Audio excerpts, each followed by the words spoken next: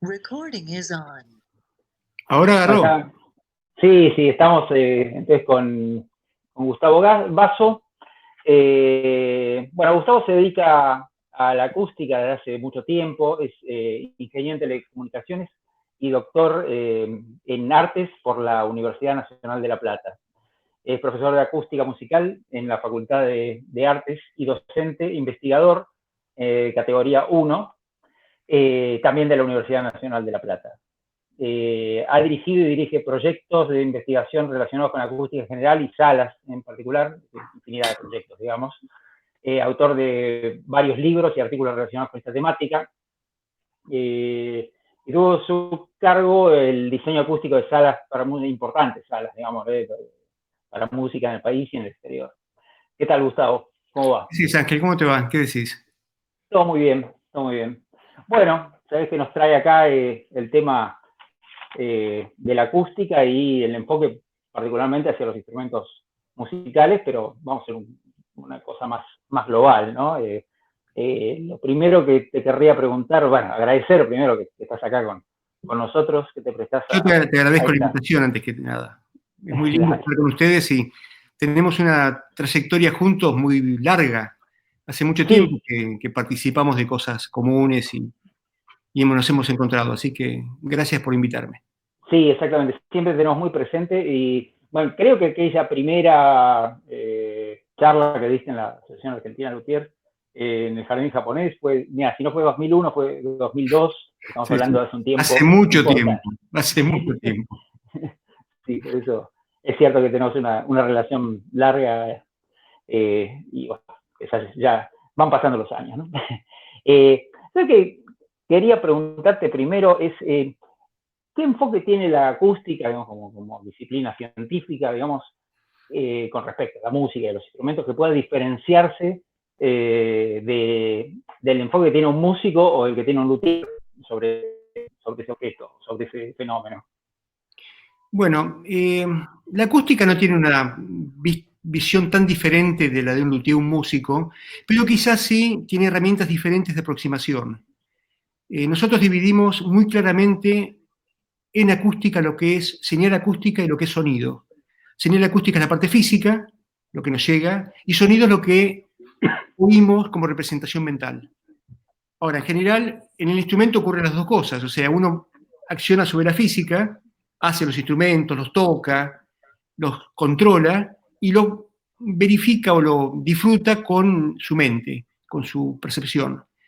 Lo que pasa es que la acústica, cuando es la parte física, usa las herramientas de la física. Herramientas bastante estrictas, bastante potentes, diría yo, y matemáticas. Y cuando es la parte más bien de representación mental, usamos la psicología de la percepción, hacemos estadística, pero en el fondo estamos hablando de lo mismo con perspectivas diferentes.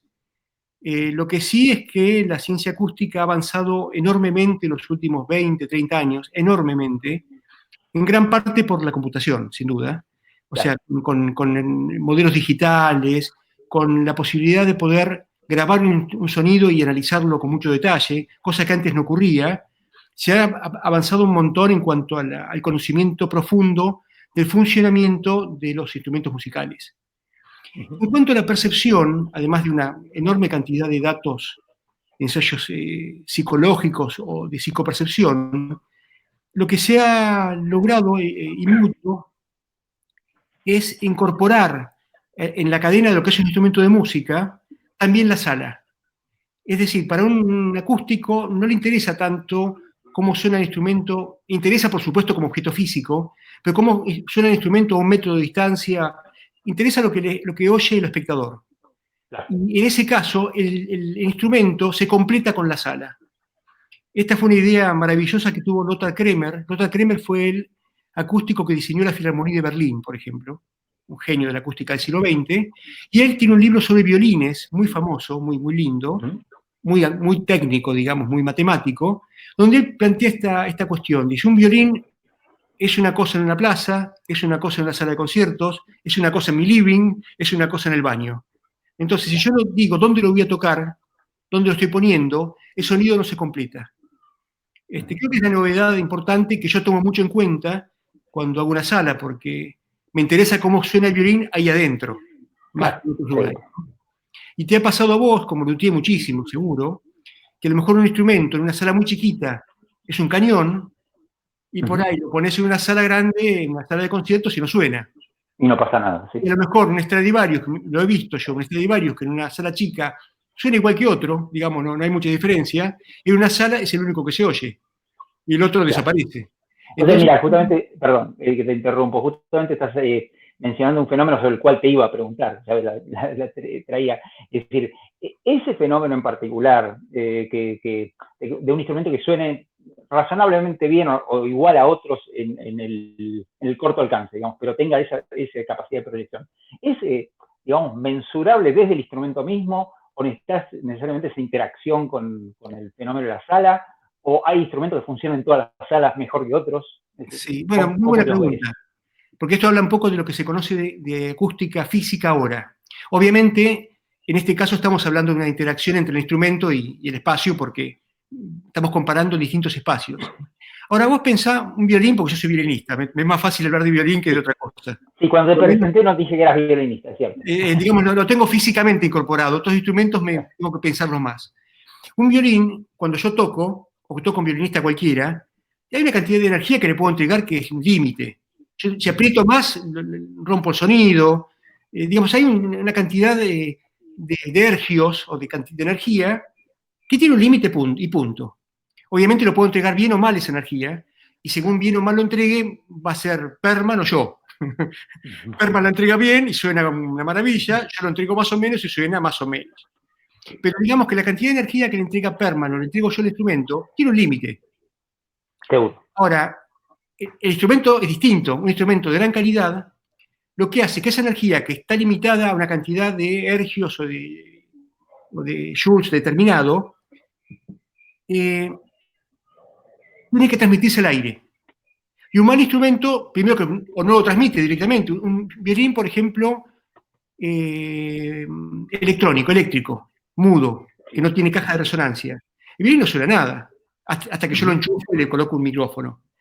Ese instrumento está recibiendo la energía completamente, pero no la transforma en energía de proyección, no la transmite al aire. O sea, ahí tenemos un instrumento muy malo, no es su función, por supuesto, un instrumento muy malo para tocar sin enchufarlo. Claro. Un instrumento normal, estándar, digamos, o de fábrica, o un instrumento no muy bien hecho, entrega la energía al aire, pero entrega energía en la zona cercana al instrumento, gasta ahí toda la energía activa del instrumento. La energía activa es la que uno oye, es energía que se entrega al medio. Y a 20 metros ya toda la energía activa fue gastada. Es una cuestión de fases entre todos los elementos del instrumento, que son complejísimas y que realmente nadie las entiende del todo a nivel de poder hacer un instrumento con eso. Todavía un luthier es mucho mejor que un científico para hacer un buen violín. Pero se entienden los mecanismos. Claro, por dónde va la cosa. Sí. Un instrumento, más o menos, entrega energía, y toda la energía que le entregó Perman o le entregó un violinista cualquiera, se gasta en los primeros metros. En cambio, un instrumento de muy buena calidad, al principio están en contrafase, la velocidad y el caudal, que serían, si fuéramos eléctricos, serían la corriente y la tensión. Sí, claro. Si están en fase, es energía activa, potencia. Si están en contrafase, en 90 grados, es energía reactiva, que se devuelve al medio. Bueno, los instrumentos de gran calidad invierten la cosa. Los primeros metros, prácticamente es toda energía reactiva. Por eso se oyen poco de cerca. Depende del instrumento, a 10 metros, 15, 20, lo que sea, empiezan a cambiar de energía reactiva a energía activa. Y ahí empiezan a sonar. Obviamente, se puede medir eso, es muy fácil medirlo con un micrófono y una computadora, pero no sabemos por qué ocurre eso. Y ahí está la falla de la ciencia. Nadie encontró... Puedes medir el fenómeno, pero no podés medir exactamente qué es lo que está pasando dentro del violín, qué se está poniendo con qué para que eso se produzca. De hecho, la persona que más trabajó en esto fue Carlene Hawkins, una fenomenal científica norteamericana, la creadora de la Catgut Acoustical Society, de la Sociedad de la Tripa de Gato, que serían las cuerdas de violín antiguas, ¿no? Exacto. Carlene Hawkins ¿Qué hizo ella cuando empezó a estudiar esto con Sanders en la década del 60? Ella que entendió este fenómeno, empezó a entenderlo, y se hizo luthier. O sea, no había modo de... Al final terminó usando y descubriendo grandes secretos, pero de luthiería, no de física. La física le servía para explicar lo que pasaba, pero no cómo hacerlo. Y el cómo hacerlo le tocó estudiar con los mejores luthieres, y ella misma fue una muy buena luthier, por supuesto. Mira, me abrís ahí dos preguntas que también te las tenía preparadas. Te cuento una anécdota antes, es fantástica. Claro. Una anécdota muy linda. Un gran amigo mío, José Bondar, un gran violinista platense, que tocó mucho tiempo con Lisi cuando Lisi vivía, era un par de Lisi, que Lisi rescataba mucho como colega. A Lisi todo el mundo lo conoce, supongo, Alberto Lisi, un gran violinista argentino que terminó en Suiza, en Stade, armando una orquesta de cámara fenomenal. Y una vez me contó José Bondar que estaba tocando el concierto para 2 violines de Bach con Lisi. Lisi tenía un Guarneri, un Giuseppe Guarneri, el sobrino de Jesús, digamos, ¿no? O sea, un violinazo, un gran violín. Y José tenía un violín alemán muy, muy bueno. O sea, es un violinista profesional de nombre. Pero claro, el Guarneri de Lisi era otra cosa. Claro. Y me contó José que cuando estaban en el ensayo, él sentía que lo tapaba a Lisi con su violín alemán. Violín alemán de luthier muy bueno, ¿no? Del siglo XX. Sí, sonaba, sí. Como que lo tapaba a Lisi. Entonces empezó a tocar menos. Y le preguntó a un colega del grupo, creo que era Camerata Bailoche, una cosa así, un colega que estaba en la platea en ese momento, che, ¿qué tal el balance? No se te oye, le dice. Claro. Es un concierto para un violín y nada. Claro. Entonces José empezó a tocar con potencia. Él sentía en el escenario que lo tapaba a Lisi, pero en la platea Lisi se... Pero fuera... Claro. Eso es lo que pasa con los grandes violines. Los violinistas de gran nombre, los grandes violinistas, cuando tocan un violín que suena mucho, se dan cuenta si es bueno para proyectar aún en una sala chica. Bien. O sea, tienen esa sensibilidad. Me lo contó en una entrevista a Perman, por ejemplo. Aparentemente tiene que ver con cómo resuena el instrumento, cuántos armónicos tiene, cómo queda resonando con... Tiene algo que ver con eso. Pero no es tan fácil, ¿eh? Porque hay instrumentos claro. que suenan y después de lejos no se oyen. Ahora viene la preguntita, o una de las dos que tenía. Esto lo estás explicando con el violín. Ahora, ¿sucede con otros instrumentos o sucede de manera tan notoria? Digamos? Con todas las cuerdas frotadas, con la guitarra pasa muchísimo. La guitarra lo mismo, las guitarras muy buenas a veces de cerca no suenan tanto, y de lejos sí. Mira. Aunque la guitarra es un caso muy particular, porque es un instrumento que habría que, en todo caso, si querés, hacemos una entrada para guitarristas después. Yo no soy guitarrista, pero más o menos conozco los estudios acústicos. Sí, claro. Claro, estaría buenísimo, sí, hacer algo específico. La otra que lo insinuaste recién, la acústica como disciplina, con toda su metodología de estudio, ¿crees que aporta algo a la lutería desde el punto de vista práctico? Por ejemplo, decirle a un constructor de flauta, mira, el agujero que estás poniendo acá, no lo pongas acá, ponlo más acá. O simplemente explica lo que los luthiers fueron descubriendo, fueron empíricamente logrando con los años. ¿Qué te parece? Te voy a dar una respuesta sencilla. ¿Puedo decir marcas acá? Sí. Yamaha. Sí. ¿Cómo hace Yamaha sus instrumentos de viento, algunos de altísima calidad? Calculándolos matemáticamente. Es decir, no hace los agujeros, ya los tiene calculados, los mide, se puede hacer un cálculo. De hecho, Bem, cuando inventó el sistema de llaves para la flauta a principios del siglo XIX, hizo eso. ¿Qué hizo Bem? Dijo, las flautas barrocas, digamos, que había estas obras clásicas, tenían los agujeros para poder facilitar la digitación de los flautistas. O sea, uno lo sabe mejor que nadie, yo no, pero ustedes lo conocen, uno puede cambiar la acción de un agujero de acuerdo al lugar donde esté y al tamaño del agujero, ¿no es cierto? Exactamente. Entonces, ¿qué hacían? Acomodaban para que... ¿Qué hizo Bem? Dijo, bueno, vamos a hacer una flauta donde el agujero tenga el tamaño y la posición por matemática, por física. Por lo que se sabía en la época, que se sabía bastante en la época. Y si el tipo no lo puede tocar, lo lleno de llaves. Y así nació el sistema Bem. Hoy en día se ha perfeccionado al MUL, digamos, con los productores en serie de instrumentos. Ahora, hay otro tema acá. Un flautista hace mucho para la afinación y para el sonido con su embocadura. Entonces, por ahí, esa solución matemática no es la mejor para un flautista de nivel, sino que prefiere algunas cosas que ahí sí entran los grandes luthieres de instrumentos de viento, sobre todo en la embocadura. Y en la embocadura todavía las fichas a mano son mejores que las construidas por algoritmo matemático.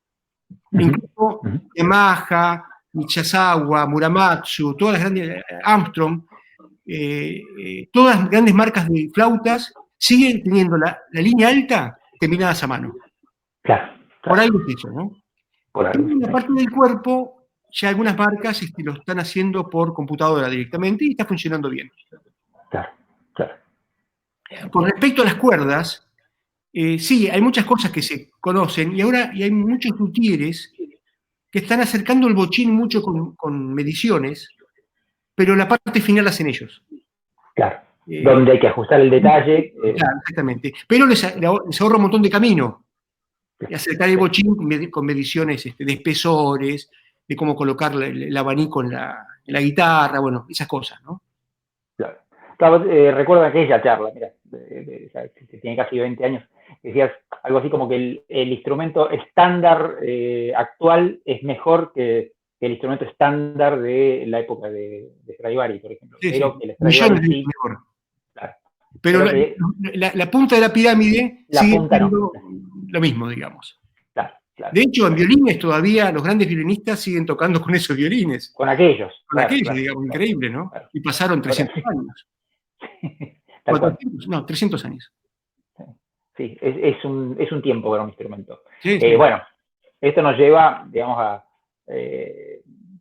qué pasa con el instrumento de luthier y qué pasa con un instrumento de fábrica, digamos, porque claramente una fábrica, por ejemplo, una fábrica que haga las cosas bien, sí, ¿no? Por supuesto, por supuesto. Pudiendo controlar un montón de variables, bueno, pero ¿crees que en todos los rubros de instrumentos, en todas las especialidades de la lutería, hay un instrumento de luthier que puede superar el estándar de fábrica actual? Bueno, eso está ocurriendo, digamos, eso es un hecho constatado. Todos los grandes instrumentistas, yo no sé, el piano quizás sea una cosa especial porque el piano es de fábrica todo, digamos, ¿no? Claro. Pero un clave sigue siendo de autor. Los vientos siguen siendo, los grandes instrumentos siguen siendo de autor, terminados a mano, con el detallecito. En el caso de los instrumentos de caña, la caña la termina el instrumentista, ni siquiera... claro, tal cual. Toda esa artesanía tan críptica, tan mágica, como me acuerdo un profesor de oboe acá de La Plata, un gran oboísta, el profesor Mancuso, Antonio Mancuso, le dijo a un alumno: yo te puedo enseñar a tocar el oboe en 5 años, no sé cuánto, le dijo. Pero aprender a tallar la caña en toda tu vida. No vas a aprenderlo. O sea que es más difícil tachar la caña que tocar el instrumento, ¿no? Ahora, ahí está ese fenómeno que mencionabas vos, que el vientista tiene una interacción, digamos, con el fenómeno acústico tal vez un poco más pronunciada que en otros instrumentos, que son, sí, por supuesto que todo instrumento tiene que ver con el ejecutante, pero que en el caso de los vientos es muy marcado, ¿no? Sí, es muy personal, muy personal. Y no, yo creo que, digamos, por ahora tienen trabajo por un buen tiempo, no van a perder el laburo, pero no se sabe qué va a pasar a futuro. Claro. Hay un elemento de diseño que está copando toda la ingeniería, toda la ciencia, que es la inteligencia artificial. Como esto que pasa con Google, que tiene su parte muy mala en cuanto al manejo de la opinión pública y demás, Cambridge Analytica, por ejemplo, ¿no? Pero a su vez, como elemento de análisis y de retroalimentación en cuanto a causa-efecto, está haciendo pata ancha en todos los campos de la actividad humana. Claro. En algún momento alguno va a empezar a poner a funcionar inteligencia artificial, aún en la construcción de instrumentos, me parece. Y yo no sé en ese punto dónde vamos a llegar. Claro. No lo sabría en este momento. Estoy a lo mejor hablando de muchos años en el futuro, pero hay una cuestión real, Ángel. El instrumento de música es física.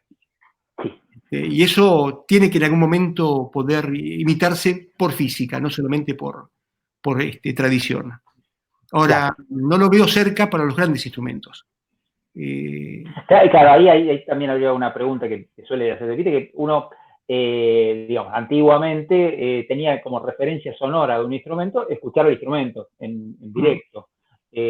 Cada vez más se escucha el instrumento envasado, el instrumento que ha sido grabado, procesado, etcétera. Es decir, y de la misma manera aparecen en escena un montón de instrumentos, es decir, que arrancan los electrófonos, digamos, aparece toda una nueva gama y una nueva gama de procesamiento de sonido.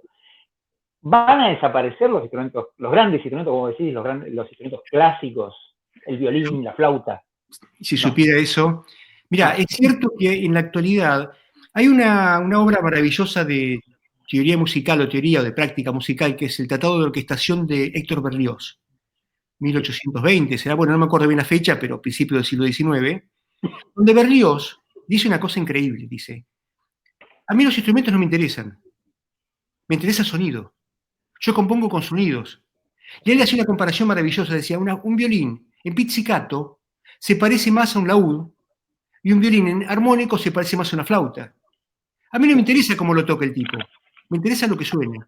Por supuesto que no hubo modo de seguir ese programa de Berlioz en ese momento, porque el tipo se adelantaba 300 años, no sé cuánto. Claro. Los instrumentos se siguieron clasificando según el objeto físico. Pero en este momento histórico, cuando vos oís un grupo de lo que sea, de música que se te ocurra, y escuchás un violonchelo, algo que parece un violonchelo, no sabés si es un violonchelo, un sampleo, un algoritmo matemático porque está después procesado, filtrado, ecualizado, con un montón de DSP metido adentro. O sea, ya el referente físico es casi una hipótesis.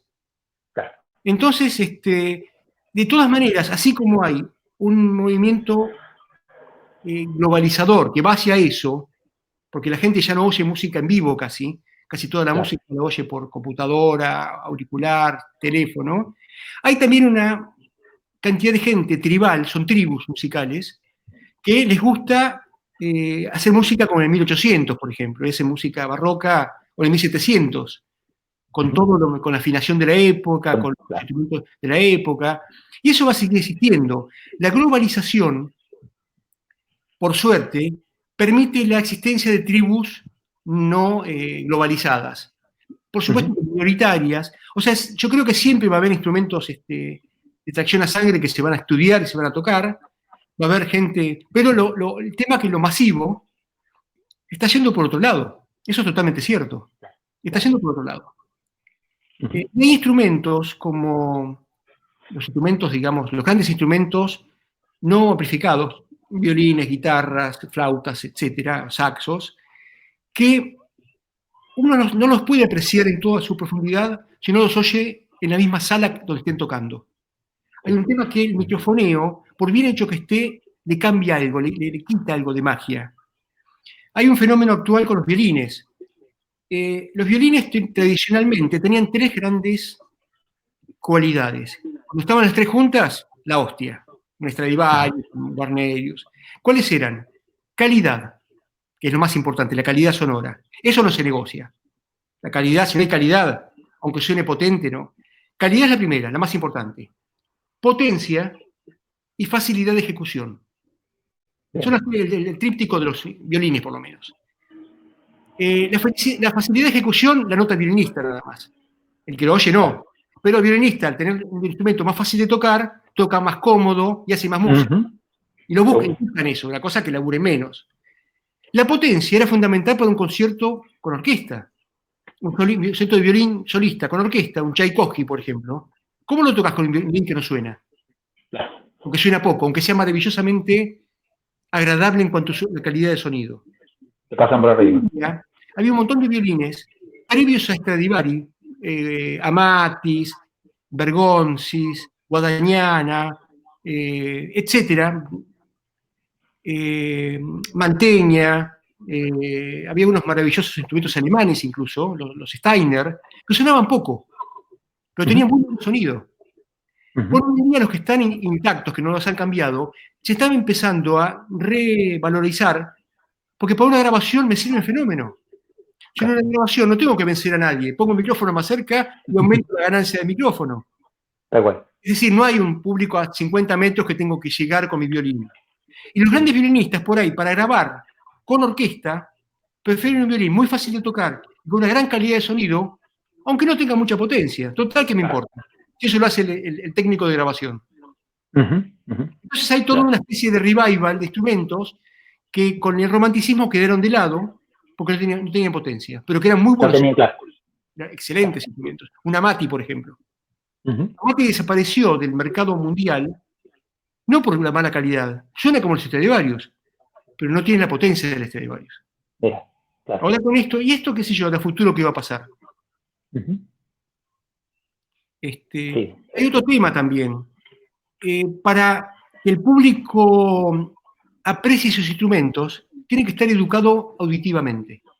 O sea, si vos nunca los oíste y escuchás una grabación de un Stradivari, te parece un violín común. Vos oíste un Stradivari en una sala con un buen violinista, recordás el timbre ese cuando escuchás la grabación. La memoria hace de disparador de timbres. Claro. Como la fotografía, disparador de recuerdos. Claro. Una fotografía mala de unas vacaciones que hice en Mar del Plata hace 40 años. Está buenísimo, claro. Para otro no es nada, ya porquería. Para mí es el momento ese. ¿Te das cuenta? Tal cual. Tal cual. Mira, justamente que pones esto, que me hace acordar, por ejemplo, también lo que es apreciar en pintura una buena paleta, ¿no? De colores, los matices. Y me viene una pregunta que también te quería hacer, que es respecto a los descriptores que usan tanto músicos como luthier, como público en general, respecto al sonido, ¿no? Que a veces hablamos de sonido oscuro, de sonido brillante, sonido... Es decir, ¿hay alguna, a ver cómo decirte, alguna terminología estándar para darnos a entender a qué nos estamos refiriendo? Porque poner palabras en sonido es bastante complejo. No hay. De hecho, no hay. Y es una gran lucha de los acústicos durante 100 años. Hay grandes acústicos o compositores basados en la acústica que han querido establecer una clasificación de sonidos, no de instrumentos, y describirlos. El más importante fue Pierre Schaeffer, con la música concreta, donde hablaba de una descripción acústica de sonidos más brillantes, más opacos. Él tiene un libro famosísimo que es El Tratado de los Objetos Sonoros, un libro así, de grande, en francés, muy lindo libro, muy, muy completo, muy interesante, pero que no fue usado por nadie, ese es el tema. Es decir, no lo habló nadie. Claro, o sea, lo usan los electroacústicos, algunos, las tribus esas lo usan. Pero como el que creó el Esperanto, digamos. Por ejemplo. O sea que no llegó a naturalizarse y además no era tan bueno, en realidad, porque no aportaba mucha cosa más. Nosotros los acústicos y los músicos y los luthieres tenemos encima el estigma de tomar palabras muchas veces de la luz. Brillante y oscuro es visual, no es auditivo.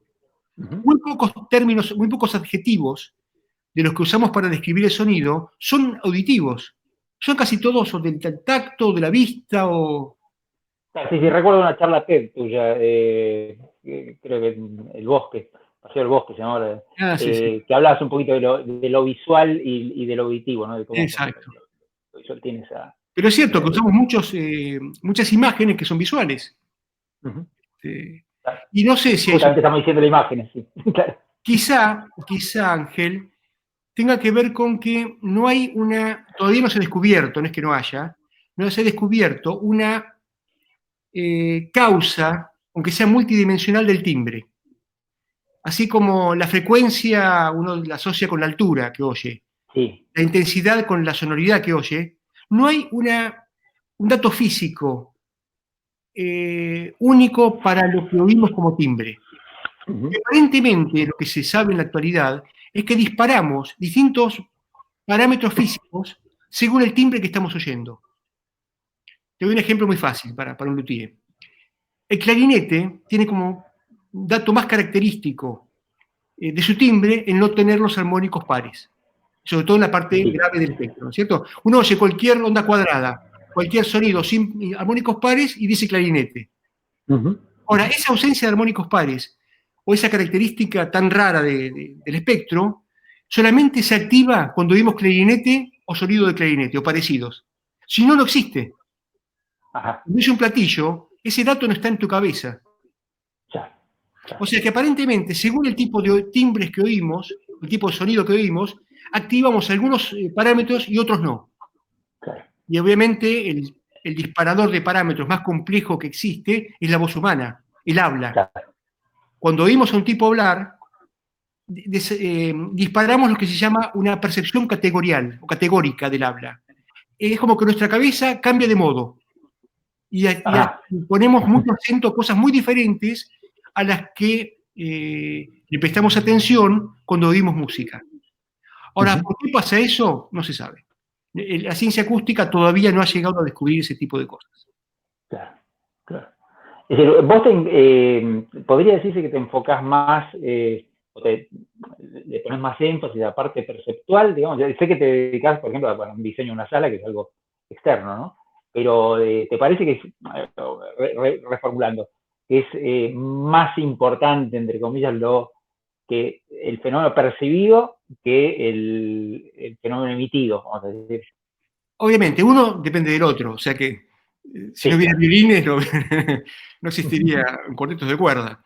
Ahora, si vamos a la pregunta dicha de un modo muy, muy casi maniquea, blanco-negro, ¿dónde está la música? Ahí adentro. A mí me interesa la música.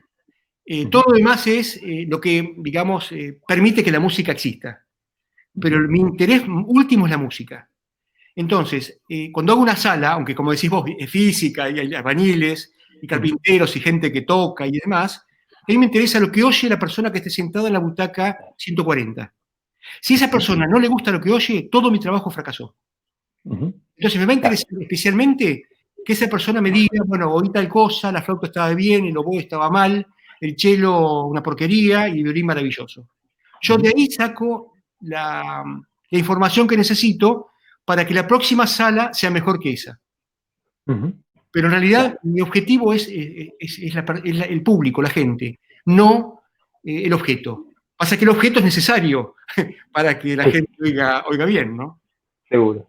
Mira, te hago una última pregunta, a ver si me sale, porque es un poquito más compleja de formular.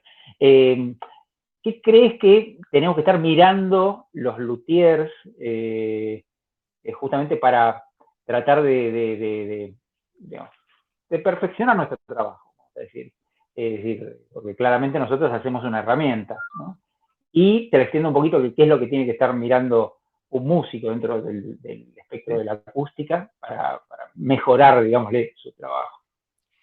Bueno, es una pregunta muy difícil la que me haces, porque yo no soy luthier, entonces no podría ponerme en la piel de un luthier que tiene un universo de expectativas diferentes al mío. Ahora, desde afuera y con todo el respeto que me merece la profesión, yo diría lo que opino así de afuera. Claro. Los luthieres deberían, en mi opinión, tener, bueno, una pata muy fuerte puesta en la artesanía, en la parte, digamos, de conocimiento. Por ejemplo, el conocimiento de maderas o de materiales que tiene un luthier, no la tiene un profesor de maderas de la facultad. Porque es así. Qué sé yo soy muy amigo de Julio Malarino, por ejemplo.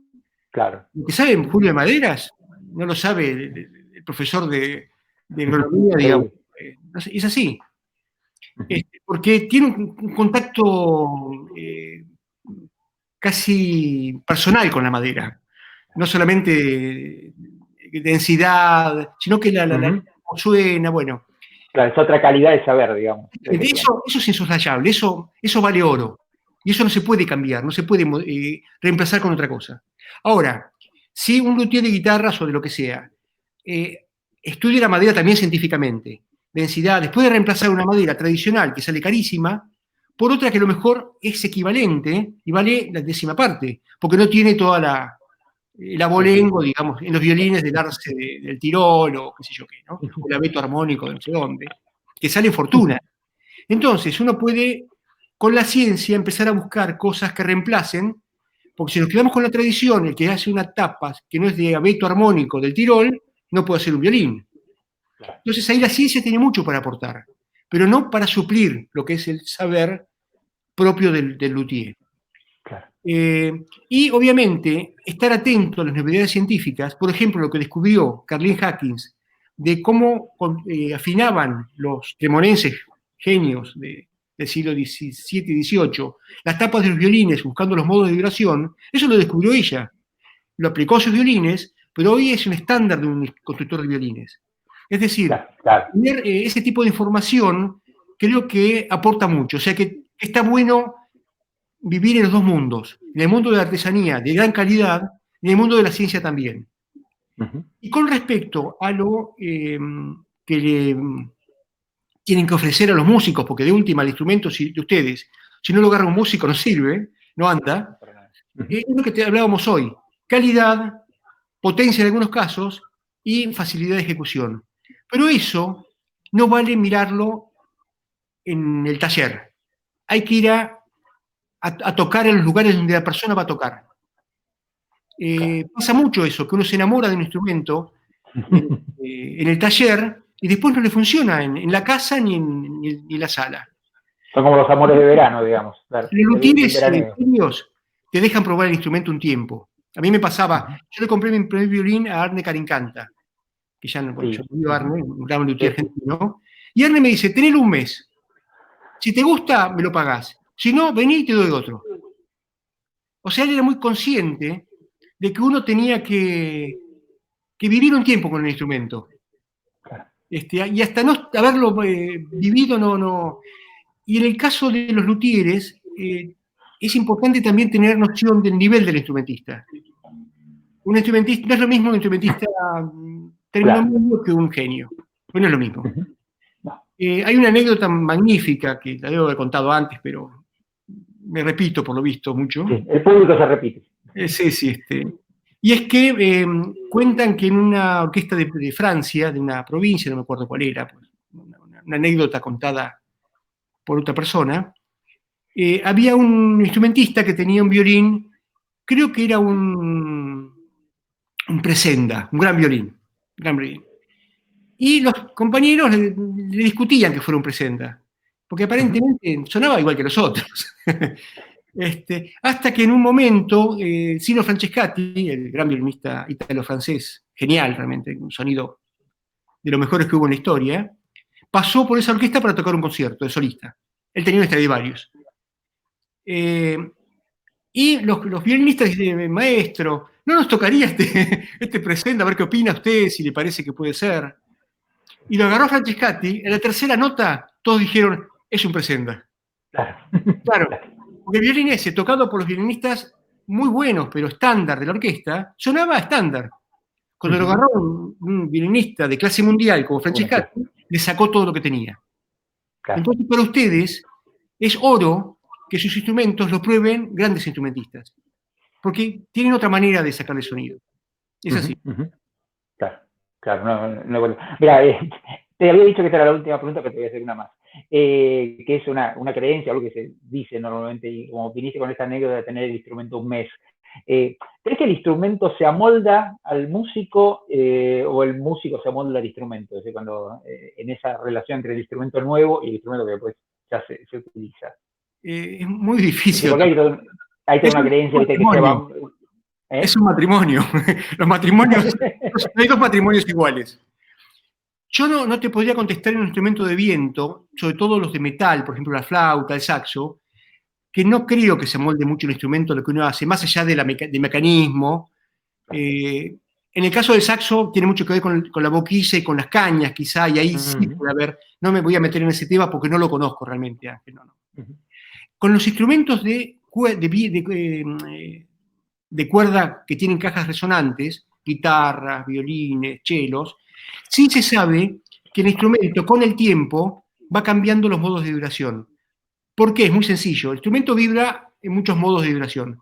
Cuando está vibrando, hay puntos de máxima vibración y puntos nodales, o líneas nodales, que no vibran. Ahora, esos puntos dependen del sonido del instrumentista. Entonces, un instrumentista que repite la afinación siempre perfecta, porque toca bien, y hace los dos siempre en el mismo lugar, los re en el mismo lugar, empieza el instrumento a acostumbrarse a vibrar de una manera. Y con el tiempo va a favorecer porque el secado de la madera, las partes con almidón, las partes que se quiebran en cuanto a la estructura interna de las células, va cambiando con el tiempo. Los instrumentos de gran calidad, tocados siempre por grandes instrumentistas, que estos que te cuento, los grandes instrumentos, los tocaban siempre los grandes instrumentistas. Yo toqué algunos de esos, no muchos, pero toqué algunos de esos, y la nota parece que te cae sola. O sea, no podés desafinar, porque ya el instrumento te está diciendo caes. Claro. Porque la tocaron tipos que tocaban muy bien antes. Uh-huh. Un instrumento nuevo, yo tuve unos instrumentos nuevos de cero. El violín que estoy tocando ahora es un violín de Julio Chorcho, que me lo hizo para mí, en base a mi diseño, un diseño de Julio conmigo, y lo agarré virgen, hablando de matrimonio de nuevo, ¿no? Y al principio estaba duro, y no sonaba mucho. Y los 2 meses ya eso era fenómeno. Y no lo tocó otra persona más que yo. O sea que realmente fue un instrumento que fue educado vibratoriamente, bueno, no sé qué palabra usé. Inventé una palabra. Fue educado por mí, y el instrumento en parte es como yo toco, ¿te das cuenta? Sí. Ahora, en los vientos de metal no me parece que eso pase. Quizá los vientos de madera sí. Bien, bueno, yo seguiría haciéndote preguntas todo el día, pero vamos a darle un cierre ya a esta charla y dejando, tomándote el guante de eso que dijiste de hacer un capítulo especial para guitarra, que seguramente va a ser mi colega Julio Malarino el que te hará la entrevista en ese caso. En ese caso, bueno, tenía que darla a Julio más que yo, pero bueno. Porque sabe Julio de eso. Bueno, te agradecemos mucho en nombre de la Asociación Argentina de Luthiers y bueno, esperando para otra participación. Bueno, gracias Ángel, un placer haber estado con ustedes, un placer haber recibido la invitación y cuando quieran nos vemos de nuevo. Un abrazo grande a todos los luthieres. Dale, muchas gracias. Bien. ¿Cómo se oyó de ahí? Se oyó